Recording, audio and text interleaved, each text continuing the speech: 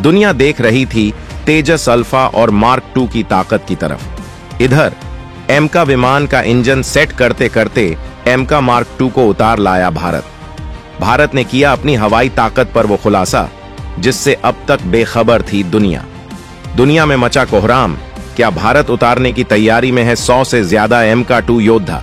दोस्तों, भारत एमका विमान जो 5वीं जनरेशन का स्टील्थ योद्धा है, जिसे अमेरिकी F404 इंजन के साथ लैस करके तय समय से पहले ही उतारने का लक्ष्य रखा गया है, इसका प्रोटोटाइप अगले साल यानी 2025 तक लाने के प्रयास जारी हैं और उसका मास लेवल पर प्रोडक्शन 2030 के बाद शुरू होगा, यानी 5-6 साल और लगेंगे। लेकिन हो सकता है ये काम और जल्द हो जाए। लेकिन आज खबर आई है इस एमका मार्क 1 के भी नेक्स्ट वर्जन यानी एमका मार्क 2 को लेकर, जिसने चीन से लेकर पाकिस्तान तक के होश उड़ा दिए हैं। आज खबर आई है कि भारत की योजना शुरू में कितने एमका मार्क 2 को उतारने की है और किस तरह से ये विमान भारत करे दुश्मनों पर बढ़त दिलाएगा। लेकिन बड़ा सवाल ये है कि अभी जब भारत एमका तक को नहीं उतार पाया है, तो फिर एमका के नेक्स्ट वर्जन मार्क 2 की बात क्यों हो रही है? क्या भारत पर्दे के पीछे एमका के साथ साथ एमका के अगले पार्ट को भी पहले ही तैयार कर चुका है? क्या कावेरी में सफ्रान की तकनीक असेंबल कर एमका 2 को जल्द उड़ाने की तैयारी कर चुका है भारत? आखिर इतनी स्पीड में दिल्ली में सफ्रान कंपनी का प्लांट क्यों लगाया गया? क्या तेजस 2 के साथ ही उड़ने वाले हैं एमका विमान? अब क्यों दुनिया भर के तमाम एक्सपर्ट कह रहे भारत 100 से ज्यादा एमका 2 को उतरेगा? हो गई पूरी तैयारी। दोस्तों, ये वो सवाल है जिनका जवाब हम आपको इस वीडियो में देने वाले हैं। लेकिन आगे बढ़ने से पहले देश के नाम और देश के वैज्ञानिकों के सपोर्ट में इस वीडियो पर एक लाइक जरूर कीजिएगा। साथ ही वीडियो देखने के बाद इस खबर से संबंधित आपके कुछ सवाल पूछे गए हैं, उनका आप जवाब जरूर दीजिएगा।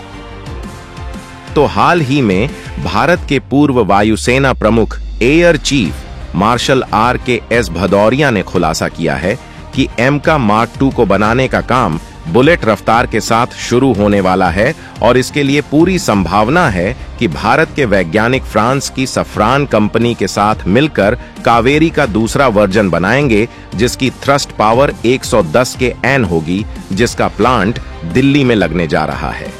अब संभावना जताई गई है कि स्टार्टिंग में भारत 100 एमका मार्क 2 को उतार सकता है।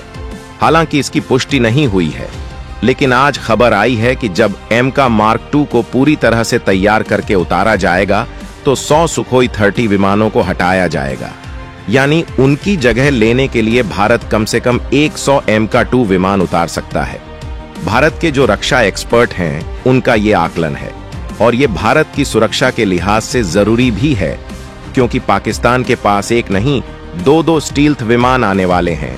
पहला तुर्की का कान स्टील्थ फाइटर जेट और दूसरा चीन का J-31 स्टील्थ विमान।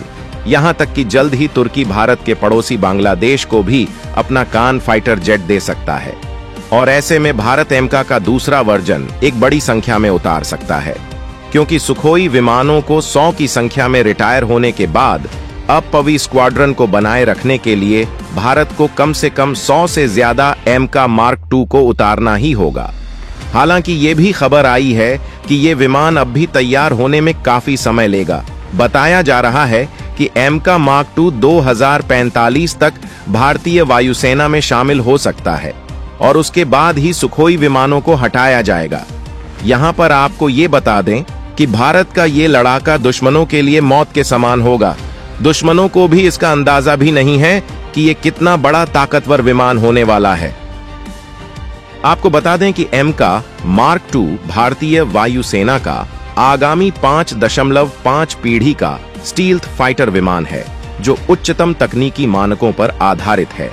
आकर्षण इसकी स्टील्थ तकनीक है।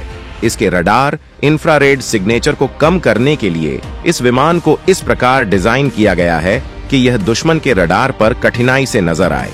इसकी स्टील्थ तकनीक इसे एक ऐसा मंच प्रदान करती है जो दुश्मन के रडार सिस्टम से बचकर आसानी से अपनी मिशन को पूरा कर सकता है। इसके विमान की सतह पर ऐसे कंपोजिट मटेरियल्स का उपयोग किया गया है जो रडार सिग्नेचर को कम करते हैं और इसे खोजना मुश्किल बना देते हैं। एम का मार्क टू में एक शक्तिशाली 1,10,000 किलोन्यूटन इंजन का उपयोग किया जाएगा, जो इसे हवा में तेज गति और मैन्यूवरेबिलिटी प्रदान करता है। इस इंजन के साथ विमान को सुपर क्रूज की क्षमता होगी, यानी इसे बिना आफ्टरबर्नर के सुपरसोनिक गति से उड़ने की क्षमता होगी। यह न केवल इसे तेज गति से दुश्मन की सीमा में घुसने की अनुमति देगा, बल्कि ईंधन की खपत को भी कम करेगा, जिससे लंबी दूरी की उड़ान संभव होगी। एम का मार्क टू में अत्याधुनिक एवियोनिक्स और सेंसर फ्यूजन तकनीक होगी, जिससे यह युद्ध क्षेत्र में एक नेटवर्क सेंट्रिक लड़ाई की शक्ति से लैस होगा। इसमें उच्च प्रदर्शन वाले रडार, सेंसर और इलेक्ट्रॉनिक युद्ध प्रणालियों का इस्तेमाल किया जाएगा, जो इसे अधिक सटीकता से दुश्मन के विमानों और मिसाइलों का पता लगाने और उनका सामना करने की क्षमता प्रदान करेंगे। इसके साथ ही यह विमान अपनी पोजीशन और स्थिति को अन्य लड़ाकू विमानों के साथ साझा करने में सक्षम होगा, जिससे सामूहिक रूप से बेहतर और समन्वित हमला किया जा सकेगा। एम का मार्क टू एक मल्टी रोल फाइटर है, जिसका मतलब है कि यह कई प्रकार के मिशन जैसे हवा से हवा के हमले, हवा से जमीन के हमले और डीप स्ट्राइक को अंजाम दे सकता है। इसके अलावा इसकी लंबी रेंज इसे दुश्मन की सीमा से दूर रहकर हमला करने और जल्दी से वापस लौटने की अनुमति देती है। यह विशेषता इसे न केवल वायुसेना के लिए एक ताकतवर लड़ाकू विमान बनाती है, बल्कि इसे कई प्रकार के समर्पित मिशनों के लिए भी उपयुक्त बनाती है।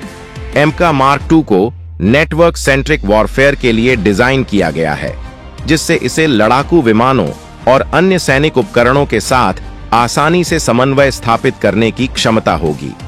यह युद्ध के दौरान सैनिकों के बीच एक बेहतर सामंजस्य और ताकतवर हमला सुनिश्चित करेगा, जिससे दुश्मन के लिए मुकाबला करना और भी मुश्किल हो जाएगा। भविष्य में एम का मार्क टू को हाइपरसोनिक मिसाइलों के साथ एकीकृत किया जा सकता है, जिससे इसकी मार क्षमता और भी बढ़ जाएगी। फिलहाल भारत ब्रह्मोस 2, HSTDV और शौर्य हाइपरसोनिक मिसाइलें तैयार कर रहा है, जिन्हें भारत अब इन विमानों में असेंबल करने वाला है। हाइपरसोनिक मिसाइल प्रोग्राम में भारत की स्पीड देखने वाली है, क्योंकि ये वो प्रोग्राम है जिसमें अभी तक ठीक ढंग से चीन और अमेरिका भी सफल नहीं हो पाए हैं, और अगर ऐसा होता है तो भारत का डंका पूरी दुनिया में बजेगा। दोस्तों, आपके विचार के मुताबिक क्या भारत को ये विमान तेजस मार्क टू के साथ ही उतार देना चाहिए? क्या जल्द से जल्द सफरान कंपनी की इंजन तकनीकी को लेकर कावेरी का अगला वर्जन तैयार करना चाहिए, ताकि हमारा एम का विमान जल्द उड़ान भर सके? अगर हाँ, तो इस वीडियो पर लाइक नहीं किया है तो लाइक कीजिएगा और कमेंट में जय हिंद जय भारत लिखकर देश के वैज्ञानिकों का मनोबल जरूर बढ़ाइएगा।